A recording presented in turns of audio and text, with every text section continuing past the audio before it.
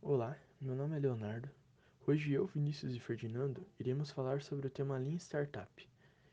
Trazendo para o português, isso significa uma forma mais enxuta de desenvolver um projeto dentro de uma startup.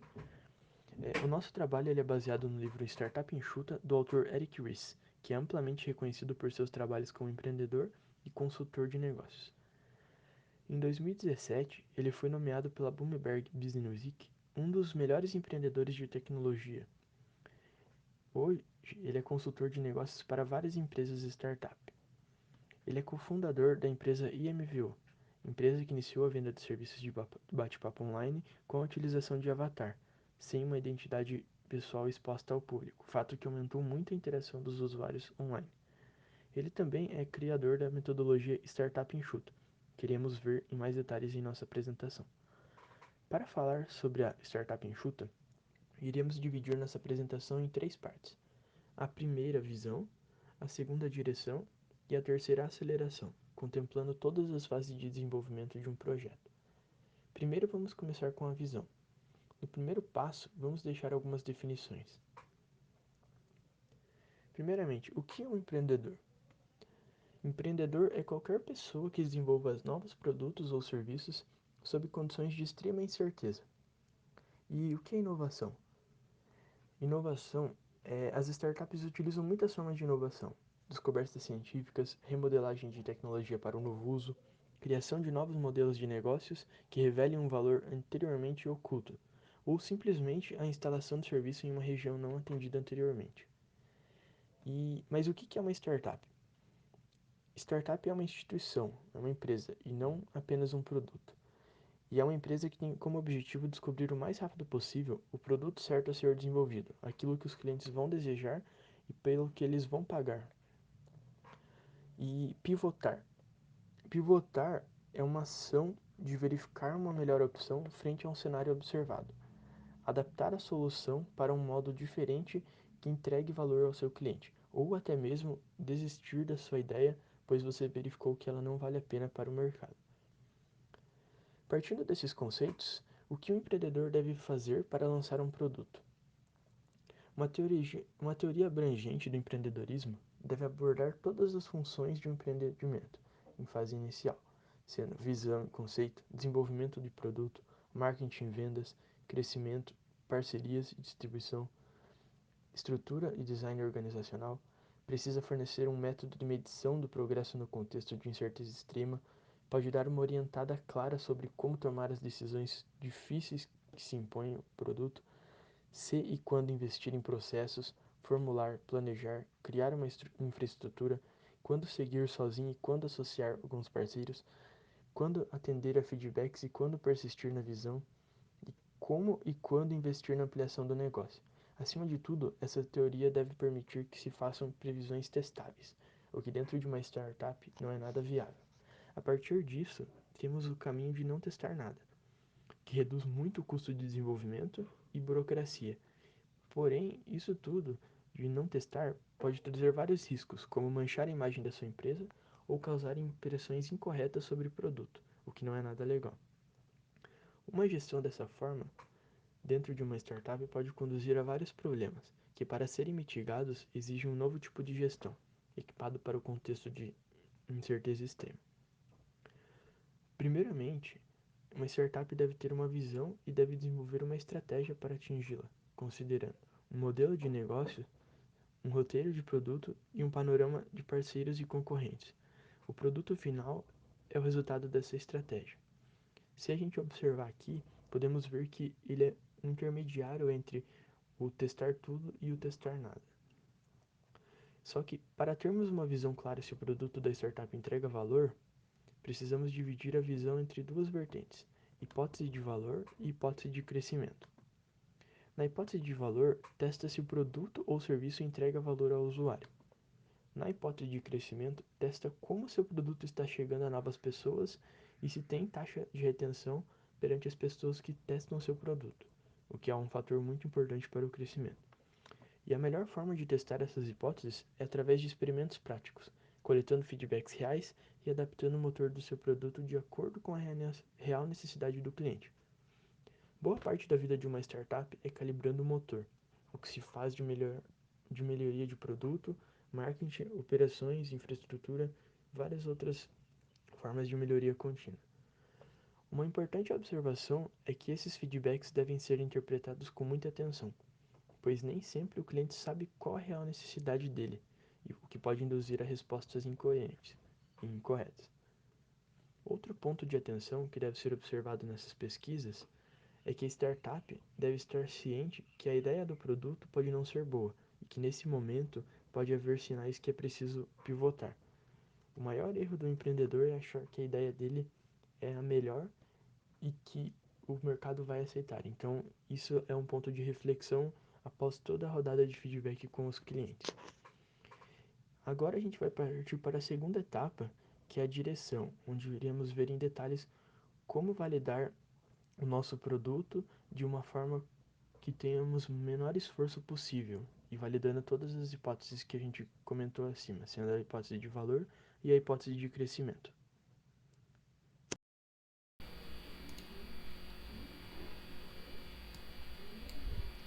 Meu nome é Ferdinando e agora eu vou apresentar a segunda parte do livro Startup Enxuta, com o foco em direção, a parte que começamos de fato a prática.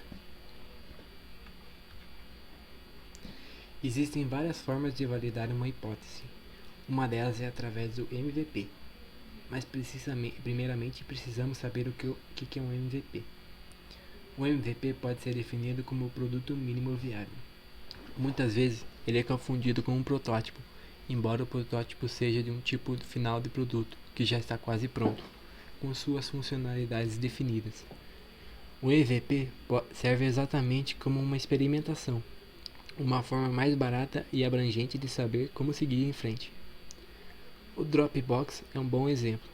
Quando eles foram apresentar o conceito para os investidores, não houve uma boa aceitação no primeiro momento, e não seria fácil demonstrar o produto funcionando, já que ele é um tipo de software que demanda uma programação muito avançada. Os engenheiros teriam que trabalhar muito mais pesado para fazer um protótipo. Então, não funcionaria se fosse um protótipo básico.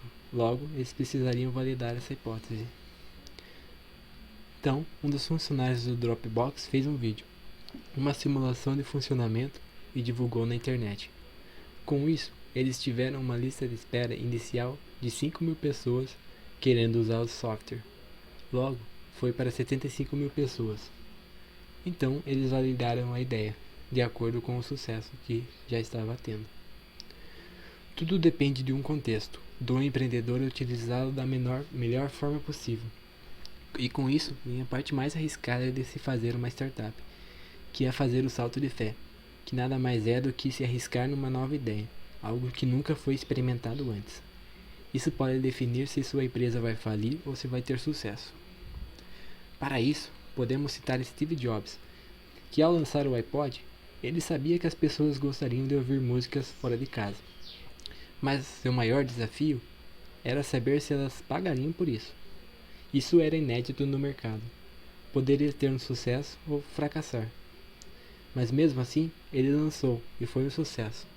Portanto, o salto de fé, ou seja, a maneira que ele se arriscou, fez com que a sua empresa e ele fizessem muito dinheiro. Um MVP serve para o negócio aprender sobre os clientes e se saber se o produto que eles têm proposto tem valor para eles. Se não sabemos quem é o cliente, não sabemos o que é qualidade. Logo, ao desenvolver-se um MVP, não temos um parâmetro de que qualidade os clientes buscam. Portanto, é melhor você lançar algo com baixa qualidade, coletar o feedback dos clientes, entender o seu comportamento e suas prioridades, para depois utilizar esses dados no direcionamento dos esforços da sua equipe. Dar errado e dar certo são iguais do ponto de vista do aprendizado. Tudo é informação útil. Uma outra forma utilizada para validar uma ideia é o User Experience. No sistema Toyota de produção, toda decisão estratégica é baseada no entendimento direto do cliente. Lá no Japão, esse conceito é denominado Genbutsu, ou User Experience. Para um ambiente de uma startup, isso pode ser traduzido como saia do prédio, ou seja, procure os clientes reais e veja analise e converse com eles diretamente. Não fique testando novas funcionalidades somente com os funcionários da sua empresa, porque não há nada melhor do que colher os dados diretamente da fonte que os gera, os próprios clientes.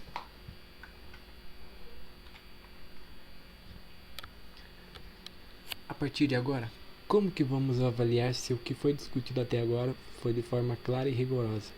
Essa parte trata disso e mostra como a contabilidade é importante para uma startup, propondo um sistema chamado de contabilidade para a inovação, que são divididos em 3 etapas. A primeira etapa é estabelecer o patamar. Consiste em determinar a atual situação, obtendo dados reais sobre a situação da empresa. Por exemplo, uma startup pode criar um protótipo completo do seu produto e disponibilizá-lo para a venda a clientes reais, através do seu canal de marketing digital. Essa é uma antiga forma de obter o feedback, em que a empresa oferece aos clientes a oportunidade de reservar um produto ainda não desenvolvido. Esses MVPs proporcionam o primeiro marco de aprendizagem, obtendo dados do seu modelo de crescimento, o que é valioso como um alicerce em aprender sobre os clientes e suas reações ao produto. A segunda parte é fazer as perguntas. O que deu certo na etapa anterior? O que deu errado? O que foi validado está condizente com os objetivos da empresa? Precisam de ajustes? Qual o impacto do que foi invalidado? Como pode ser solucionado? Quais as métricas que importam para o modelo de negócios da startup? Essas são as perguntas que devem ser feitas nessa etapa de calibragem do motor da startup. Por fim, pivotar ou perseverar. Neste ponto, é preciso tomar uma decisão para o negócio. Deve-se fazer mudanças ou perseverar nas escolhas feitas antes? Depois da primeira e segunda etapas da contabilidade para a inovação, os empreendedores serão capazes de responder a essa pergunta, porque estarão vendo a realidade do negócio e terão escolhido as métricas que mais condizem com os objetivos da empresa. Caso o produto esteja apresentando um resultado promissor, persevere. Caso contrário, pivote. Mas como saberemos se o nosso produto está tendo sucesso? No livro é falado que as métricas que são usadas em outros tipos de empresa não são aplicadas para uma startup, portanto temos que redefini-las. Primeiramente, usamos as métricas de vaidade. São métricas que não trazem precisão nem as respostas corretas. Por exemplo, se sua página foi muito acessada, não quer dizer que você ganhou mais clientes. Agora, as métricas acionáveis são o tipo de métrica que deve ser o foco das startups. Ela proporciona avaliações mais precisas e realistas. Ela deve poder de fato ser mensurável.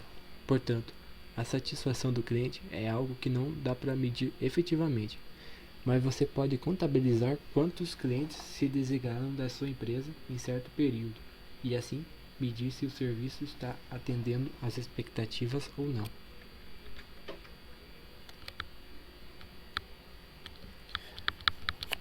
Tudo o que foi discutido até agora foi um prelúdio para uma pergunta aparentemente simples.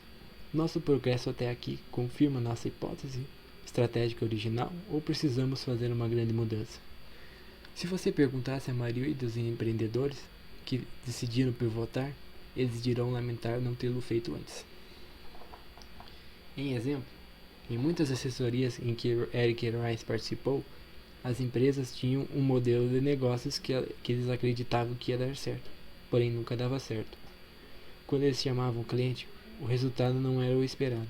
E ali, na área de desenvolvimento, eles achavam que tudo que estava sendo feito estava correto. Mas quando eles testavam, o resultado era sempre o oposto.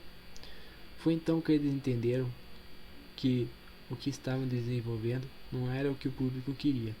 Porém, eles já tinham trabalhado bastante e muita coisa teria que ser deixada de lado. Ou seja, eles teriam que pivotar.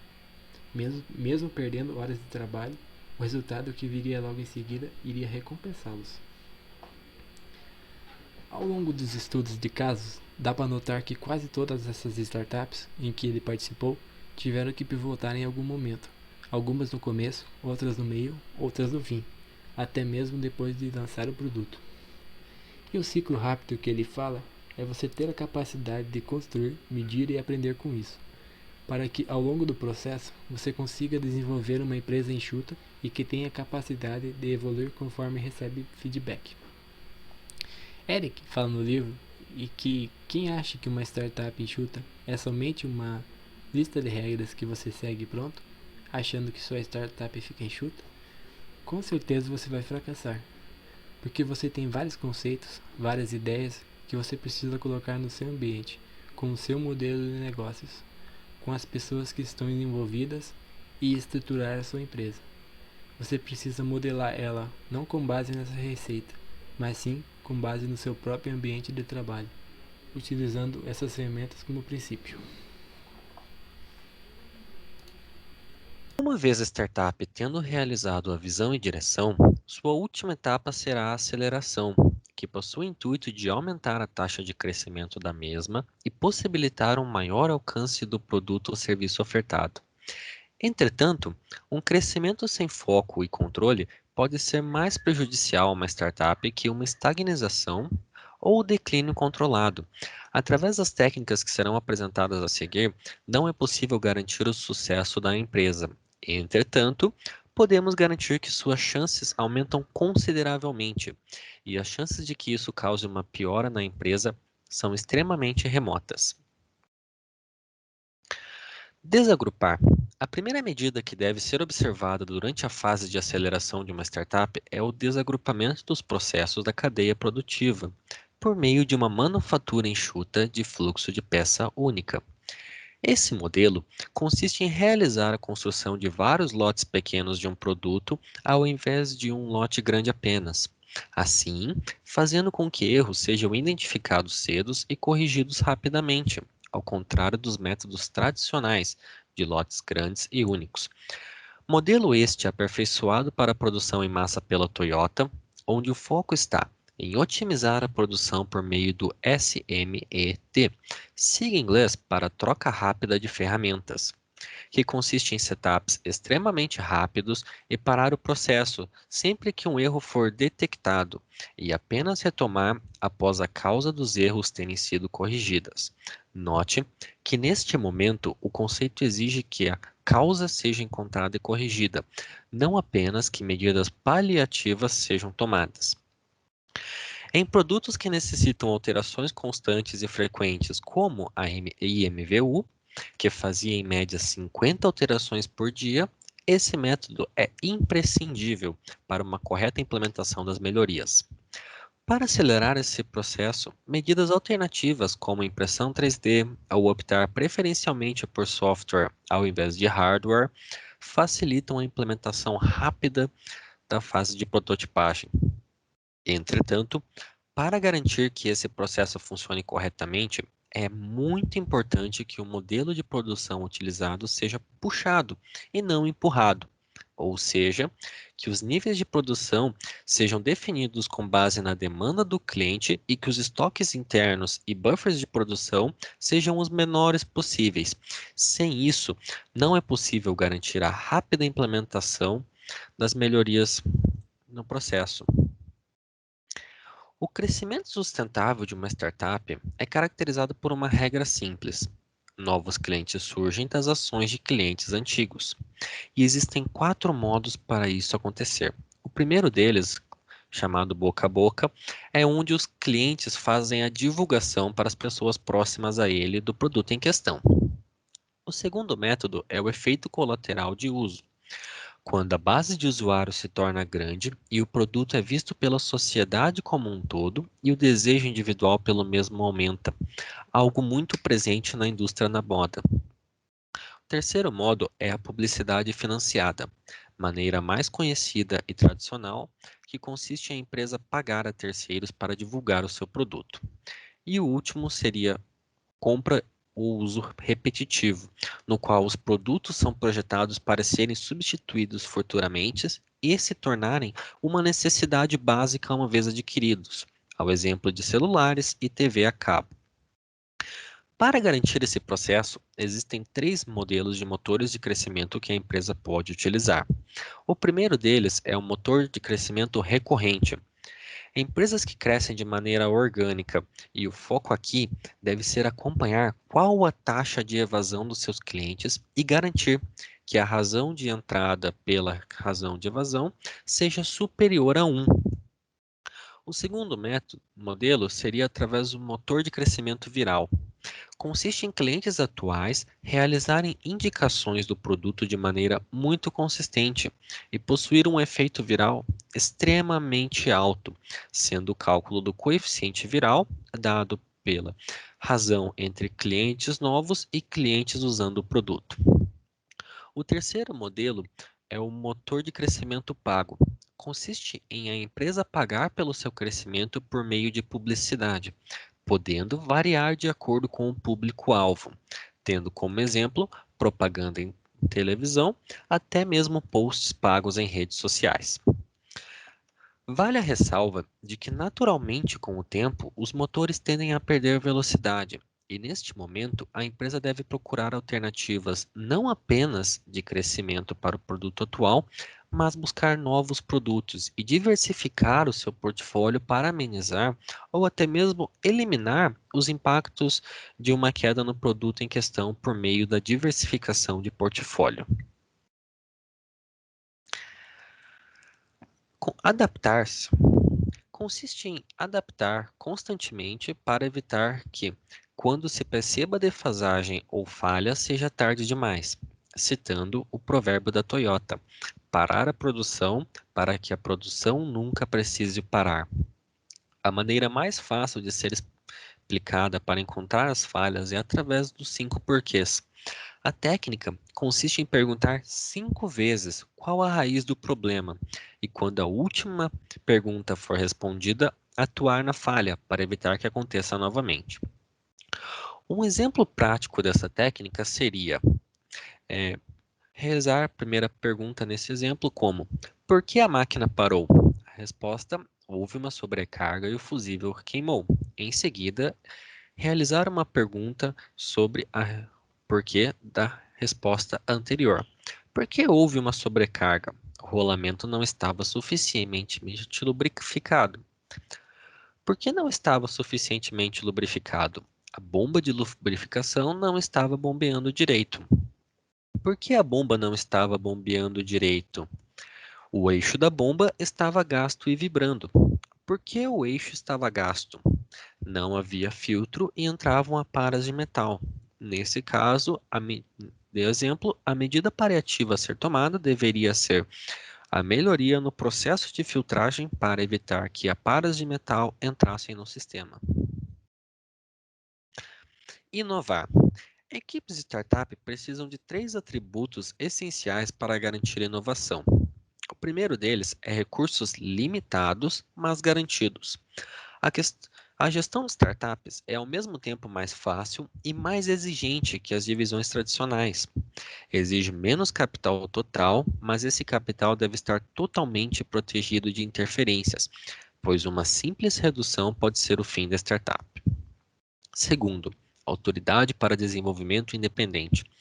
As equipes precisam poder conceber e executar experimentos sem precisar de um número excessivo de aprovações, e a equipe precisa ser capaz de desenvolver e lançar serviços funcionais, não somente protótipos. Terceiro e último, interesse pessoal no resultado. Os melhores incentivos são aqueles ligados ao desempenho de longo prazo de inovação, como compra de ações ou participação nos lucros. Para garantir que a inovação ocorra corretamente, além dos 3 pontos já citados, precisamos criar um ambiente seguro para a inovação, que esteja protegido da organização mãe e permita que o time tenha total autonomia. A maneira mais prática de fazer isso é através de uma sandbox, um ambiente experimental protegido que contenha o impacto da inovação, mas não restrinja os métodos da equipe. No início, a zona protegida deve ser pequena e ir aumentando com o tempo, até que no fim ela se faz desnecessária e a equipe pode realizar experimentos junto ao produto principal e com os clientes reais. Além disso, a sandbox promove uma interação rápida, quando as pessoas têm a chance de acompanhar um projeto do início ao fim. Quando o trabalho é feito em lotes pequenos, e produz rapidamente um veredicto. Elas se beneficiam do poder do feedback. Agradeço a todos em nome de Leonardo, Vinícius e Ferdinando por assistirem esse vídeo. Em caso de dúvidas, basta apenas colocar as perguntas nos comentários abaixo do vídeo, que iremos responder as mesmas assim que possível. Obrigado a todos.